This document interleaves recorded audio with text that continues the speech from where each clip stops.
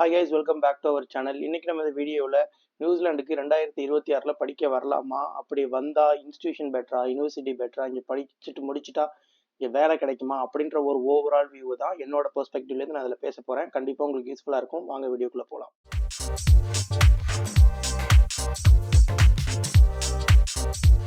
நானும் ஒரு 3 வருஷத்துக்கு முன்னாடி நியூசிலாண்டுக்கு ஸ்டூடெண்ட் விசாவில் வந்தவன் தான். எனக்கு தெரியும் இங்கே எவ்வளோ பெயினாக இருக்கும், எப்படி ஒவ்வொரு ஸ்டேஜ்லையும் நம்ம மூவ் ஆகணும் அப்படின்றத நானும் பர்சனலாக எக்ஸ்பீரியன்ஸ் பண்ணியிருக்கேன். அதனால என் பெர்ஸ்பெக்டிவ்லேருந்து நான் உங்களுக்கு சொல்கிறப்ப உங்களுக்கு கனெக்ட் ஆகும். ஈஸியாக நீங்கள் இங்கே அதை ரெலவெண்ட் பண்ணிக்கலாம். நீங்கள் வரப்போறீங்கன்னா கொஞ்சம் ப்ரிப்பேர்ட் ஆகிக்கலாம். இல்லை நீங்கள் ஆல்ரெடி இங்கே இருக்கீங்கன்னா எப்படி நீங்கள் அடுத்த ஸ்டெப் மூவ் ஆகலாம் அப்படின்றதும் இந்த வீடியோவில் நான் சொல்லியிருக்கேன். உங்களுக்கு கண்டிப்பாக யூஸ்ஃபுல்லாக இருக்கும். Let begin with whether institution பெட்டரா இல்லை யூனிவர்சிட்டி பெட்டரா அப்படின்னு most of the people apply பண்ணுறதுக்கு போகிறதுக்கு முன்னாடி ரொம்ப கன்ஃபியூஸ் ஆகிறீங்க. நான் உங்களுக்கு கிளியராக சொல்லணும்னா, உங்கள்கிட்ட ஃபினான்ஷியல் ஸ்டேட்டஸை பொறுத்து தான் உங்களுக்கு யூனிவர்சிட்டியா இல்லை இன்ஸ்டியூஷனா அப்படின்றத நீங்கள் டிசைட் பண்ணணும். உங்களால் நீங்கள் 30 lakhs 40 lakhs உங்களால் ஸ்பெண்ட் பண்ண முடியும் மாஸ்டர் ப்ரோக்ராமுக்கு அப்படின்னா நீங்கள் இன்ஸ்டியூஷனுக்கு போகாமல் நீங்கள் யூனிவர்சிட்டிக்கு போகலாம். இல்லை என்னால் அவ்வளோ எக்ஸ்பென்ஸ் பண்ண முடியாது அப்படின்னா நீங்கள் இன்ஸ்டியூஷனுக்கு போகலாம். கன்சல்டன்சி சொல்கிறாங்கன்னு ஒரு இன்ஸ்டியூஷனையோ ஒரு யூனிவர்சிட்டியோ ஒரு ப்ரோக்ராமையோ தயவு செஞ்சு சூஸ் பண்ணாதீங்க. உங்களுக்கு நீங்களோட செல்ஃப் ரிசர்ச் கண்டிப்பாக வேணும். நீங்கள் ஒரு மாஸ்டர் ப்ரோக்ராமுக்கு உங்கள் மேலே நீங்கள் இன்வெஸ்ட் பண்ணுறீங்க ஒரு 20-30 லட்சம் அப்படின்னா நீங்கள் எந்த அளவுக்கு நீங்கள் ரிசர்ச் பண்ணி நம்ம அந்த ப்ரோக்ராமோ நம்மளோட கெரியருக்கு எப்படி யூஸ்ஃபுல்லாக இருக்கும், அது நியூசிலாண்டில் டிமாண்டடாக இருக்கா அப்படின்ற எல்லாத்தையும் நீங்கள் பார்த்துட்டு தான் நீங்கள் ஸ்டூடெண்ட் விசா இங்கே அப்ளை பண்ணணும். இங்கே தயவு செஞ்சு கண்மூடித்தனமாக ஒரு ஒரு ஒரு ஜென்ரல் பிஸ்னஸ் மேனேஜ்மெண்ட்டு, ஒரு அப்ளைடு மேனேஜ்மெண்ட்டு, ஒரு டிஜிட்டல் பிஸ்னஸ்ஸு, ஸோ இந்த மாதிரி ஒரு ஜென்ரலாக ஈவன் தோ நீங்கள் எக்ஸ்பீரியன்ஸ் வச்சுருந்தாலும் இந்த மாதிரி ஜென்ரல் கோர்சஸ், நான் இந்த கோர்சஸ் படித்து இங்கே இருக்கிறவங்களும் நான் இது சொல்லலை. இந்த கோர்ஸ் படித்தவங்களுக்கும் வேலை கிடைக்குது. பட் நியூசிலாந்து இமிகிரேஷன் பொறுத்த வரைக்கும் மீடியன் வேஜ்னு ஒரு செக் பாயிண்ட் வச்சுருக்காங்க.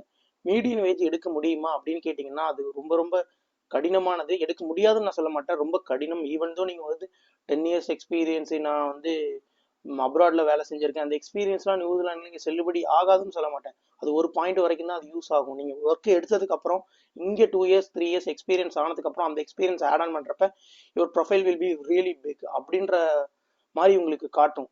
அதுக்கு முன்னாடி கொஞ்சம் கஷ்டம்தான். இதுதான் இங்கே ரியாலிட்டி தான். ஹார்ஷாக நான் சொல்கிறேன். மேபி இங்கே இருக்கவங்க இந்த மாதிரி கோர்சஸ் படித்தவங்களுக்கு கொஞ்சம் பெயின்ஃபுல்லாக இருக்கும். பட் அதுதான் இங்கே ரியாலிட்டி. இங்கே மீடியன் வேஜுங்கிறது ரொம்ப கஷ்டம். நீங்கள் படித்து முடித்த உடனே அந்த வேஜை வாங்கிட்டு நீங்கள் அதை வாங்கினா மட்டும்தான் நீங்கள் திஸ் ரெசிடென்சி நீங்கள் அப்ளை பண்ண முடியும். அப்படி இல்லைன்னா ரொம்ப கஷ்டம். அதனால செல்ஃப் ரிசர்ச் ரொம்ப நிறையா பண்ணுங்க. அந்த ப்ரோக்ராமை தயவு செஞ்சு ஜென்ரல் ப்ரோக்ராம் எடுக்காதீங்க. இது கொஞ்சம் ஹார்ஷாக தான் இருக்கும், பட் அதுதான் ரியாலிட்டி. ஜென்ரல் ப்ரோக்ராம் எடுத்தீங்கன்னா இங்கே நீங்கள் மீடியன் வேஜ் வாங்கி சர்வே ஆகுறதுங்கிறது ரொம்ப கஷ்டம். ஏன்னா இங்கே ஆல்ரெடி ஒரு $32 வேலை செய்ய ஒயிட்ஸே இருக்காங்க. அப்படின்றப்ப ஏன் ஒரு எமிகிரண்ட்டுக்கு $35 கொடுத்து அவங்கள நம்ம எடுக்கணும் அப்படின்றது முதல் கேள்வி. செகண்ட் மோஸ்ட் காமனாக இருக்க டவுட்ஸ் என்னன்னா, நான் இங்கே வந்தோடனே என்னால் பார்ட் டைம் எடுக்க முடியுமா அப்படின்னு கேட்குறீங்க. அது ரொம்ப கஷ்டம்னு சொல்ல மாட்டேன். பார்ட் டைம்ஸ் கொஞ்சம் சீக்கிரமாகவும் சில பேருக்கு கிடைச்சிருது, சில பேருக்கு ரொம்ப லாங்காக இருக்குது. எனக்கு இங்கே பார்ட் டைம் வந்து 1 மாதத்துலேயே எனக்கு கிடைச்சிருச்சு. மற்ற என் ஃப்ரெண்ட்ஸுக்கெலாம் பார்த்தீங்கன்னா ஒரு 2-3 மாதம் ஆனிச்சு. இதெல்லாம் எப்போனா 3 வருஷத்துக்கு முன்னாடி. இப்போ இருக்க கரண்ட் ஸ்டேட்டஸ், இப்போ என் ஃப்ரெண்ட்ஸு இப்போ புதுசாக வந்தவங்கள்ட்டலாம் பேசுகிறப்ப ஒரு பார்ட் டைம் எடுக்கிறதுக்கு மினிமம் 3 6 மாதம் ஆகுது.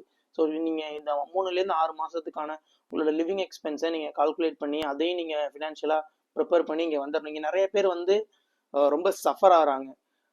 இந்த மாதிரி இவ்வளோ லிவிங் காஸ்ட் இவ்வளோ இருக்குது இங்கே அப்படின்னு. கண்டிப்பாக அதுதான் உண்மை. இது பெருசாக யாரும் சொல்ல மாட்டாங்க. ஏன்னா இங்கே நியூசிலாண்டில் இருக்க வ்ளாகர்ஸ் நான் தப்பாக சொல்லலை, ஓவர் எக்ஸாசரேஷனாக இருக்கிற மாதிரி எனக்கு ஃபீல் ஆகுது. இங்கே வந்தோடனே எல்லாரும் டக்குன்னு இதாகிடலாம் அப்படின்ற மாதிரி வீடியோ போஸ்ட் பண்ணுறாங்க. அதில் எனக்கு உடன்பாடு இல்லை. ரொம்ப லைஃப் இங்கே ரொம்ப ஹார்டாக தான் இருக்குது. அதை நீங்கள் கிளியராக இது பண்ணிட்டு வாங்க. அடுத்தது இங்கே ஜென்ரல் ப்ரோக்ராம் எடுத்தவங்க இல்லை இங்கே ப்ரோக்ராம் எடுத்து முடிச்சுட்டு இங்கே இருக்கிறவங்க என்ன பண்ணலாம், அடுத்து எப்படி நம்ம மீடியன் வேஜ் அச்சீவ் பண்ண முடியும் அப்படின்னு கேட்டிங்கன்னா, நீங்கள் ஒரு கம்பெனியை, ஒரு நல்ல கம்பெனி, ஒரு அக்ரெடிட்டட் எம்ப்ளாயராக ஃபஸ்ட்டு நீங்கள் கம்மியான வேஜுக்கு நீங்கள் போயிருங்க. கம்மியான வேஜுக்குனா நான் மினிமம் வேஜுக்கு போக சொல்ல, ஒரு $25 அப்படி போக சொல்ல. உங்களோட ஒரு ஃபுல் டைமுக்கு ஒரு $30 கண்டிப்பாக நீங்கள் உள்ளே போயிடுங்க. அந்த $30 போனதுக்கு அப்புறம் உங்களுக்கு 3 years இருக்குது. இப்போ எல்லாரும் என்ன பண்ணுறாங்கன்னா அப்படி துடிக்கிறாங்க. வந்த உடனே நான் படித்து முடித்த உடனே எனக்கு $35 வேலை வேணும், நான் ரெசிடென்சி அப்ளை பண்ண போகிறேன் சீக்கிரம் அப்படின்னு நினைக்கிறாங்க. அப்படி பண்ண முடியாது. அதுதான் ரியாலிட்டி. அவங்களுக்கு பேஷன்ஸ் வேணும். அந்த பேஷன்ஸ் உங்களுக்கு இல்லைன்னு சொல்ல மாட்டேன். நீங்கள் ரொம்ப உங்கள் மேலே நீங்களே ப்ரெஷர் போட்டுக்கிறீங்க. நான் 3 இயர்ஸ்க்குள்ளே நான் வாங்கிடலாம். கண்டிப்பாக இங்கே 3 இயர்ஸ்க்குள்ளே மோஸ்ட் ஆஃப் த பீப்புள் வாங்கிடுறாங்க தான். நீங்கள் என்ன பண்ணுறீங்கன்னா, இப்போ எமிக்ரேஷனும் அனௌன்ஸ் பண்ணியிருக்காங்க. மாஸ்டர்ஸ் ப்ரோக்ராம் முடித்த உடனே நீங்கள் $35 வேலை இருந்தால் போதும், நீங்கள் ரெசிடென்சி அப்ளை பண்ணிடலாம். ஆனால் $35 வேலை வாங்குறது கண்டிப்பாக கஷ்டம். அது உங்களுக்கே தெரியும். நீங்கள் இப்போ என்ன பண்ணுறீங்கன்னா, நீங்கள் கண்டிப்பாக ஒரு நல்ல கம்பெனி, அந்த கம்பெனி அக்ரெடிட்டட் எம்ப்ளாயர், நீங்கள் அங்கே போய் நீங்கள் எக்ஸ்பீரியன்ஸை கேதர் பண்ணுங்கள். நியூசிலாந்து எக்ஸ்பீரியன்ஸு, இங்கே இருக்க ஒர்க் கல்ச்சரு எல்லாத்தையும் லேர்ன் பண்ணிவிட்டு அதுக்கப்புறம் நீங்கள் வேஜ் ரைஸ் கேட்டிங்கன்னா அது மீட்டப் ஆகி, அதுக்கு தான் இங்கே நியூசிலாந்து இமிகிரேஷன் 3 இயர்ஸ் கொடுக்குறாங்க. இந்த 3 இயர்ஸையும் அப்புறம் அவங்க சும்மா கொடுக்குறாங்க. நீங்கள் வந்தோடனே $35 இங்கே வேலை எடுத்துடலாம்னா அப்புறம் ஏன் எமிகிரேஷன் உங்களுக்கு 3 இயர்ஸ் கொடுக்குறாங்க? அது வேஸ்ட்டு தானே. 1 இயர் கொடுத்துட்டா எல்லாரும் தான் வேலை எடுத்துடுறாங்களே, நம்ம ஏன் இங்கே 3 இயர்ஸ் கொடுக்கணும் அப்படின்றது கொடுத்துடலாம்ல. ஸோ அதனால ரொம்ப பேஷன்ஸாக ஒரு நல்ல கம்பெனியை ஃபைண்ட் அவுட் பண்ணுங்கள். நியூசிலாண்டில் நல்ல கம்பெனி ஃபைண்ட் அவுட் பண்ணுறது ரொம்ப கஷ்டம்தான். இருந்தாலும் அந்த மாதிரி தான் நீங்கள் போய் ஆகணும். ஒரு $30 நீங்கள் வேலைக்கு போயிடணும். அதுக்கப்புறம் நீங்கள் கொஞ்சம் கொஞ்சமாக பே ரைஸ் வாங்கி நீங்கள் இந்த 3 இயர்ஸ்க்குள்ளே நீங்கள் கண்டிப்பாக நீங்கள் மீட் பண்ணிடலாம். நீங்கள் எந்த அளவுக்கு பர்ஃபார்மன்ஸ் காட்டுறீங்களோ அந்த அளவுக்கு கம்பெனி உங்களுக்கு சப்போர்ட் பண்ணுவாங்க. சப்போர்ட் எனக்கு பண்ணாங்க. அந்த மாதிரி நிறைய கம்பெனிஸ் இங்கே இருக்காங்க. என் ஃப்ரெண்ட்ஸுக்கெலாம் சப்போர்ட் பண்ணியிருக்காங்க. ஸோ அவங்களும் ரெசிடென்சி அப்ளை பண்ணியிருக்காங்க. இதுதான் one of the ways to apply residency இப்போ இருக்க கண்டிஷன்ஸில். இல்லை நான் $35 தான் நான் வேலை தேடிட்டே இருப்பேன் அப்படின்னா நீங்கள் என்ன பண்ணுறீங்கன்னா, உங்களோட டைத்தையும் வேஸ்ட் பண்ணிடுறீங்க. இந்த மீன்வைல் உங்களோட விசாவும் எக்ஸ்பயர் ஆகிறதுக்கு சீக்கிரமாக ஆகிடுது. ஸோ இப்படி தான் நீங்கள் மூவ் ஆகி ஆகணும். இதுதான் இங்கே உள்ள ரியாலிட்டி. ஸோ நான் மோஸ்ட்லி இங்கே இருக்கிறத ஒரு ஃபேக்டை நான் சொல்லியிருக்கேன்னு நினைக்கிறேன். அடுத்த வீடியோவில் நான் உங்களை சந்திக்கிறேன். உங்களோட கமெண்ட்ஸு, உங்களோட கேள்விகளை என்னோட கமெண்ட் செக்ஷனில் கீழே கமெண்ட் பண்ணுங்கள். கண்டிப்பாக நான் அதை ரிவ்யூ பண்ணிவிட்டு என்னோட கருத்துக்களை நான் அடுத்த வீடியோவில் பதிவிடுறேன். See you guys. Bye. Have a good day.